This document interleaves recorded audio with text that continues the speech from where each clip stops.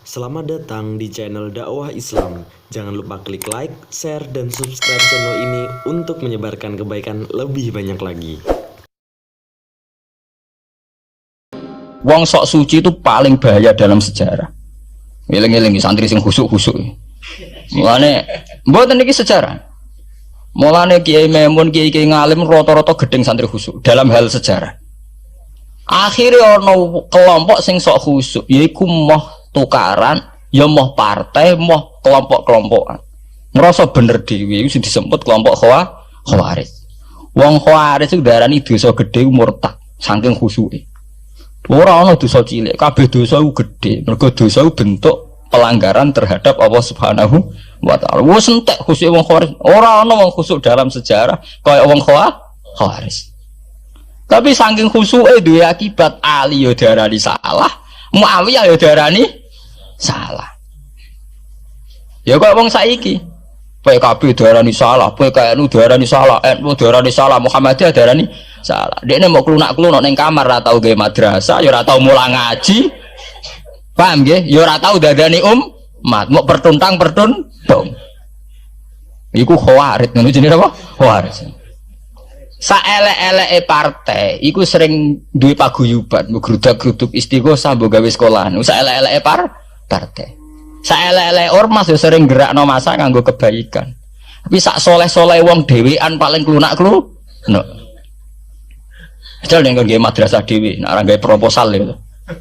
Nek ora ngono donyane entek, padahal donyane mung sapi kuru entek. Iku nggo pondasine tok ora cukup. Nggo pondasine tok mboten apa? Cukup. Wes wong soleh paling apik sak donya, umpamane niat gawe masjid lho. Ndadekno pondasine tok apa gretok ora ngarah cukup. Ada sing rapati soleh lewat partai proposal sana sini masjidnya jadi mewah mbok dhuwit subhat mbok haram mbok abang mbok ijo bos. Akhirnya wong Khawarij gawe satu kelompok sing ngalalno darahe Ali yo ngalalno darahe Muawiyah. Akhirnya matek dipateni wong Khawarij. Sampai sekarang para teroris, para bom bunuh diri itu rata-rata berangkat dari orang yang sudah anti sama kepartaian, anti sama golongan, merasa suci sendiri, kemudian banyak terjadi bom bunuh diri dan sebagainya. Itu sejarahnya panjang. Memang samu gampang tapi urip ya. Sebab itu semenjak itu sudah ulama-ulama itu tidak seneng sama orang yang merasa sok suci sendiri benar. Loh, saya sering ditanya, Gus, sampean itu kan tidak berpartai. Terus kalau organisasi di Indonesia yang sampean ikuti apa? Tak jawab. Asal NU atau Muhammadiyah itu mayoritas, saya hanya ada di antara dua itu. Asal mayoritas, masih mayoritas. Soal aku tidak pengurus, memang tidak pengurus, tapi saya milih di antara NU atau Muhammadiyah. Asal masih mayoritas. Secara organisasi lah. Bahwa per detail perilaku kita karena kita punya ilmu, ya mungkin kita punya keekhasan sesuai kapasitas masing. Tapi kita harus milih salah satu NU atau Muhammadiyah. Karena ya Nabi sering pesan bahirul muslimin wa man sadza fin nar alaikum bil jamaah fa inna yadawahi ma'al jamaah wa man sadza fin nar. Kamu harus ikut kelompok mayoritas. Kamu enggak boleh hidup sendiri. Wa man sadza fin nar, yang merasa benar sendiri masuk neraka. Ya karena itu tadi ada madrasah karena dibikin kelompok NU. Nanti ada sekolahan modern yang menjadi izzatil Islam wal muslimin melawan wong Kristen atau wong fasik ya sekolahan Muhammadiyah. Ngerono madrasah, ono turutan, ono lagar penceng, jasane wong ono sekolahan sing iso bersaing mbek non muslim wae Muhammadiyah. Ya itu saja kita. Karena kalau tidak direduksi begini, kita akan ikut kelompok-kelompok kecil yang merasa benar sendiri. Misalnya kelompok-kelompok yang kecil-kecil sing aneh-aneh. Itu kan mereka lebih orisinil. Tapi saat orisinil kelompok kecil tuh luwih ngeri. Misalnya kayak kemarin ada kelompok An-Nazir. An-Nazir mungkin dia bisa ngepas no dawe Nabi yang sing rambutnya diping nih, sing tenggene japos bodone beda mek bodo kita. Saya tuh pernah melihat di Metro, ini cerita intelektual, pernah lihat di Metro wawancaranya ketua Jamaah An-Nazir. Itu dalam banyak hal memang mereka ingin memiripkan sama Nabi. Misalnya rambut dipilok diping. Dalam sejarah sampean takok ahli hadis, memang Nabi Sayyidina Umar Bakar tuh rambutnya apa di apa itu disemir. Terus mereka kalau sholat isya itu akhir, katanya Nabi kalau sholat isya sulusul lail dan sebagainya. Tapi apa sisi yang dari itu terus kemudian merasa persis Nabi? Wong Nabi itu macam-macam. Beliau hidup itu berapa tahun? 23 tahun. Semenjak beliau jadi Nabi itu ngalami kenabian pinten 23 tahun. Dan itu punya ikhwal-ikhwal yang rawan ada nasah mansuh. Seperti sekarang di Pondok Indramayu di mana-mana ada satu kelompok yang nganggap kehidupan sekarang itu adalah periode Makkiyah. Periode Makkiyah itu satu periode yang dimana sholat wajib rapati wajib, zina rapati haram, nyabu rapati. Ya ada kelompok-kelompok di kota-kota begitu. Di kota-kota juga banyak orang yang sama orang zina itu biasa, sama orang nyabu biasa. Mereka sendiri tetap mengharamkan zina, tapi nggak perlu dilawan. Sehingga polemik ketika FPI begitu ada yang mengatakan periode sekarang itu mirip Makkiyah, di mana kemungkaran nggak perlu dilawan, yaitu bil hikmati wal mau'izatil hasanah. Ada orang yang menafsirkan Islam sekarang itu sudah periode Madaniyah, sehingga kemungkaran harus dilawan. Yang kayak FPI itu yang anggap sekarang sudah periode Madaniyah. Lah itu kan artinya begini, semua itu toh mengklaim mirip-mirip niru Kanjeng Nabi. Masalahnya semua itu juga ngeklaim mirip-mirip niru Kanjeng Nabi. Terus kemudian ini cerita Malik ahli sunnah. Kemudian sejarah memanjang. Sausi Ali bin Muawiyah keok, Sayyidina Ali keok di putra Sayyid Husain. Sayyid Husain kon ngakoni pemerintahane Yazid teng Syam. Sayyid Husain boten kersa. Idzan al mautu khairun li. Kalau begitu lebih baik mati. Terus dibantai teng Karbala. Bonus. Ketika dibantai di Karbala malah melahirkan trauma lagi. Wong Islam sing model tipikal Sunni tetap melok Yazid. Tipikal Sunni bukan Sunni, tipikal Sunni. Artinya melok Yazid wes ora usah dituntut dendam, malah ra ono bare.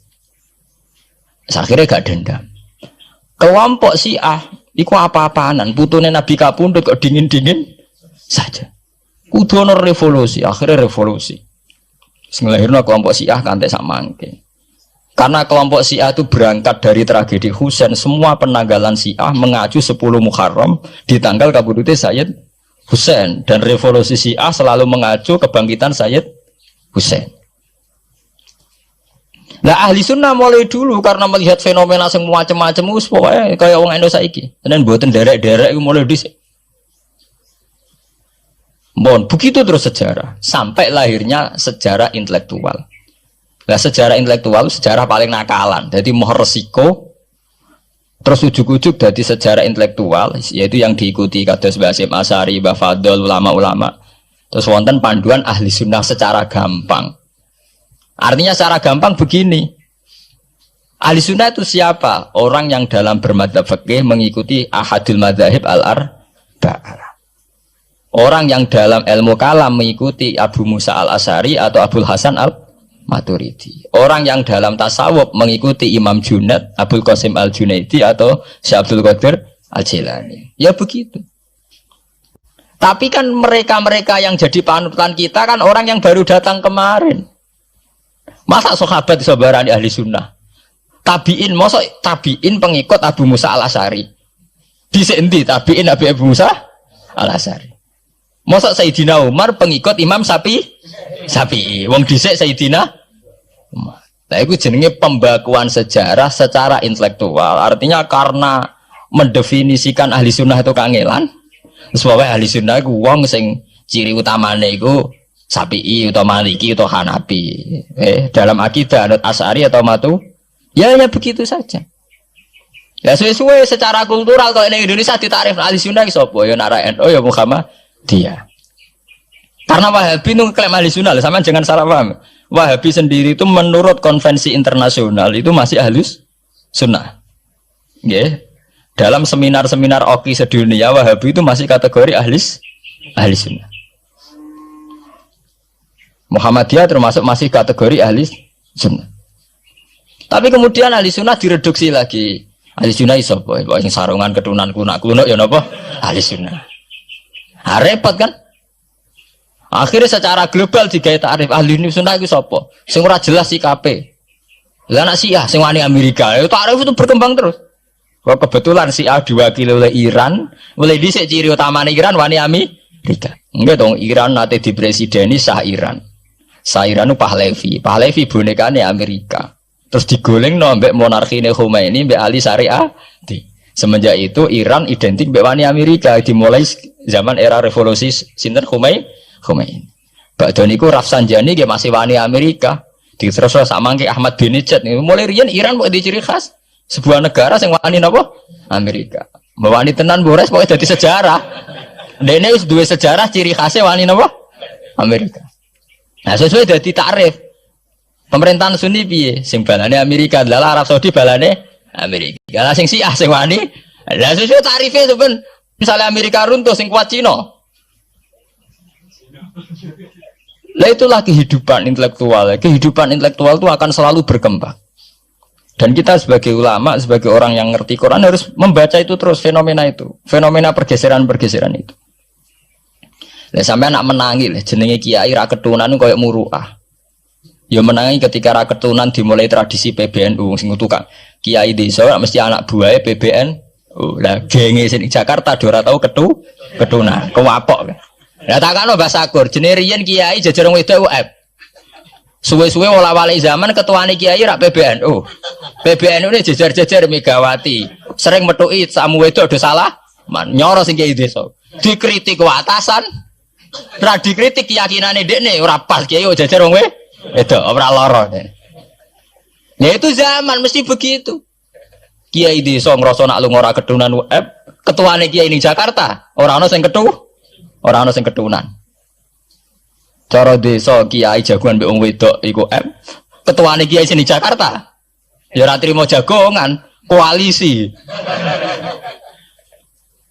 Yaitu kehidupan intelektual. Kita harus lapang dada berani membaca itu. Itu fakta. Kowe ora usah dadi khawarit karena kecewa terus dadi napa? Khawarit. Kecewa Pak Hasyim Asy'ari, kecewa Gus Dur to dadi khawarit klunak-klunuk mbek gremang-grem. Ndak bisa. Kita harus gentleman sesuai dawuh Nabi ilzamu jamaahirul muslimin wa man sadda finnar alaikum bil jamaah fa inna yadawi ma'al jamaah wa man sadda finnar. Mulane kula umpama partai nggih milih sing gedhe, ormas nggih milih sing gedhe. Bukan oportunis ya, milih yang itu. Mergo sing cilik-cilik malah bulet ngono ngaten. Paham nggih? Mungkin yang cilik itu bener tapi bulet. Cara bahasa ini dari mainstream saja, yang umum-umum saja. Mulane kula kiai kan buta lumara ketunan kira ketunan. Umume wong piye nggih? Wae umume wong. Kula niku khusus umume wong, sing ringan-ringan saja itu sing umum-umum saja. Gitu tadi ya. Karena sejarah ahli sunnah sendiri itu sejarah yang disederhanakan oleh proses intelektual. Kalau baleni malih, sejarah ahli sunnah piyambak itu sejarah yang disederhanakan oleh proses intelektual. Ini kemudian ada takrif ahli sunnah itu sapa wong sing cara bermadzhab mengikuti ahadul madzahib al-arba. Cara bertasawuf mengikuti Abdul Qasim Al-Junaidi, nggih. Cara bertauhid atau berilmu kalam nganggo Abu Musa Al-Asy'ari atau Abdul Hasan Al-Maturidi. Tapi mana ada takrif itu zaman Nabi. Nabi ora menangi periode ini Abu Musa Al-Asy'ari, ya ora menangi Abdul Hasan Al-Maturidi. Zaman mau ngoten tok. Ahli sunnah sinten ya Rasulullah? Ma'ana alaihil yauma wa ashabi. Ya wong sing anut aku lan anut sahabatku. Alaikum bisunnati wa sunnatil khulafair rasyidin al-mahdiyyin. Kowe ku anut aku lan anut khulafair rasyidin. Iya zaman Abu Bakar enak ketuane sitok. Tunggale zaman Basim Asy'ari enak karo anut Basim, nak era putu. Jare sepuh ya putune, jare sitok iku ya putune, iku ya putu, angger wong ya putune. Kula ereng wonten kiai alim wali teng Jawa Timur. Niku anak putune iku ora bangga. Mergo ager wong ya putune. Lho nggih to nggih. Misale Mbah Hasyim Asy'ari kiai top. Nak Mbah Hasyim jek dhewean kabeh wong menapa dawuh Mbah Hasyim. Era anak rek 6 5. Lah nek era putu karek ngitung kan. Anak 5 dan anak 5 anak putune wis salah. Sawe. Putune madhabe beda-beda. Wong kula mondok sarang nggih menangi. Istilah sarang riyen Bani Ghazali. Madrasah sarang namine Madrasah Ghazaliyah. Era Mbah Ahmad Bani Ahmad. Era Mbah Zubair Dugdeng, alim terkenal istilah Bani Zubair. Samangke pun benten malih. Putrane Mbah Zubair itu banyak. Ya, putrane Mbah Zubair banyak. Nah, kebetulan yang punya nama besar Kiai Maimun. Ya ada sendiri Bani Maimun, yang satu Bani siapa? Bani. Ya sama Mbah Zubair. Tapi era anak kan sudah beda kan? Lah Basim Asy'ari nasibnya ya nanti kayak itu. Beliau satu dulu masih tunggal, wong mesti daerahnya Basim Asar. Era putu. Gus Dur ya putune, Lili Wahid ya putune. Anake Ki Wahid piyambak pinten? Urung anake Pak Yusuf Hasim piyambak pinten? Misalnya anake oh pirang-pirang kabeh ketika tukaran alasan aku ya putu, iku ya putu. Sing dinggo genderane bae. Ayo. Lan iki kula cerita, Mbah Batu Ampar, Samsudin Batu Ampar wali terkenal. Ya wong dadi putune ya bangga, tapi saiki putu-putune ora bangga. Mergo angger wong ya putune. Lah anak sebagian anake sing seneng wae ya, apa angger wong putune. Wong di antara duriyane sing seneng wae ya. Angger wong ya putune. Ini masalah-masalah yang itu tadi ya. Kemudian ada persederhanaan intelektual. Kayak masalah ahli sunnah itu. Sing anut Sayyidina Ali jare anut sahabat, sing anut Muawiyah jare ya anut sahabat. Termasuk sing anut Ibnu Abbas, sing anut Abdullah bin Umar. Di mana dua sahabat ini dalam posisi orang melok-melok. Makanya kayak saya, kayak ulama-ulama rata-rata mengikuti mazhabnya Abdullah bin Umar. Karena saat ada konflik Ali Muawiyah, beliau itu bersikeras orang melok-melok. Beliau tetap mengajarkan sunnatul Rasulillah tanpa berpihak kelompok. Tapi banyak riwayat mengatakan Abdullah bin Umar bin Abbas itu kecewa. Hanya kecewa itu gedon dia ramelok-melok. Ya karena itu tadi, ketika ada dua pilihan, ramelok-melok itu ya terus repot. Dia tuh sampean saiki pikir mau nih, saelek-eleke wong melok P3 atau PKB, iku melok nentokno kemaslahatane Jawa Timur, mbah Bojonegoro, mbah apa. Tapi saapi-api wong ra melok-melok, nentokno mudun lho ra melok-melok.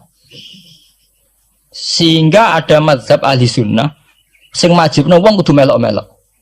Karena saapi-api wong ra melok-melok itu ndak ada yang dikaryakan, nggak ada yang dipekerjakan. Oke, misalnya taruh saja misalnya sampean melok PKB atau P3 atau melok PAN.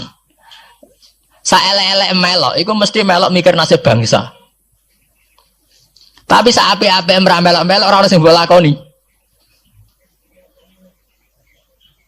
Sebab itu ya banyak saja ulama yang mengatakan ketika ada partai yang macam-macam kayak kudu melok salah siji. Bukan apa-apa ya nganggo perhitungan amal. Kalau ulama ya pakai perhitungan apa? Amal. Sebab itu ketika ada waqatil Jamal, ketika Sayyidina Ali bentrok be Aisyah, itu ya sahabat ada yang melok Aisyah, ada yang melok Ali, ora kok terus muni ra melok. Ya tapi itu tadi kula mau matur teng awal, ketika Rasulullah dawuh kowe anut aku lan anut sahabatku, dawuh iku masih normatif. Artinya normatif ketika sahabat kepemimpinannya tunggal jelas anut Abu Bakar. Lah nek saiki sahabate dhewe wis tukaran. Iku waktu gale ana wong dawuh kowe anut kiai, mati urip donya akhirat anut kiai. Lho urusane kiyaine dhewe wis beda be. Ngono urusane kiyaine dhewe wis beda. Ya iya misalnya kiai PKNU kan ngono alasane kowe anut kiai, anut sapa ora anut. Ya empun Mbah, tapi kiai kula P3. Mau cari kiai P3 kowe mati urip anut kiai empun anut Mbah, cuma kiai kula PKB. Lah ini masalah. Lah ahli sunnah itu kayak itu, posisinya itu begitu. Nah, kemudian konvensi internasional mengatakan daripada bulat ngono terus dibakukan secara intelektual dan diikuti oleh Mbah Hasyim Asy'ari, Mbah Fadl, ulama-ulama NU se-Indonesia, terus gawe takrif sing sederhana. Ini terus dibakukan lewat kitab Al-Kawakibul Lama'ah sing disahkan Muktamar teng Jombang. Ahli sunnah pokoknya panduannya begitu. Fikih aja sampai metu ka madzhabul arba'ah. Tauhid aja metu ka Abu Musa Al-Asy'ari atau Abdul Hasan Al-Maturidi. Tasawuf anut Imam Abdul Qasim Al-Junaidi atau anut Syekh Abdul Qadir Al-Jilani. Ya, atau Imam Ghazali ya kayak itu. Artinya umpama bebas ngeri. Misalnya bebas ngeten. Fakih anut Dawud Ad-Dhairi, ora selingkuh terus ki misalnya. Wong Dawud Ad-Dhairi syaratnya kawin kaya wong selingkuh. Mesine fakih anut Dawud Ad-Dhairi gak barbaran dah. Oleh kawin mut'ah, oleh kampung apa wali. Ora seneng hotel seksine supir tok terus kawan kawin. Lah umpama tasawuf anut Ibnul Arabi utawa anut Al-Hallas. Apa ora wahdati wujud kabeh manunggaling kawula ing Gusti. Untung nggak tahu kita tasawufe kon anut Abdul Qasim Al-Junaidi sing kaya umume wong. Beliau sebagai ulama ya mulang ya kumpul wong. Lah munggo tasawufe anut Ibnul Arabi. Apa ora wahdatil wujud utawa anut Husain Al-Khallat apa ora dadi Siti Jenar. Paham ya? Jadi ora gunane dibatasi, nek ora dibatasi liar tenan.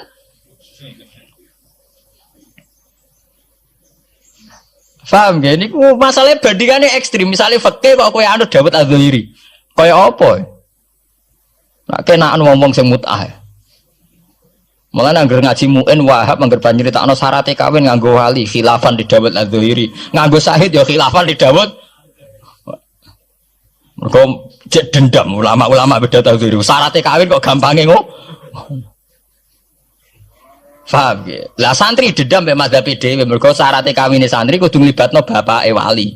Lah kadang bocah wis pacaran bapake ra setu.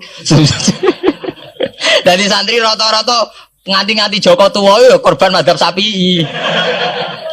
Mergo bocah wis gelem bapake ora gelem. Lah bapak ning gone fikih Syafi'i dilebokno rukun. Dilebokno napa? Rukun. Angel langkane.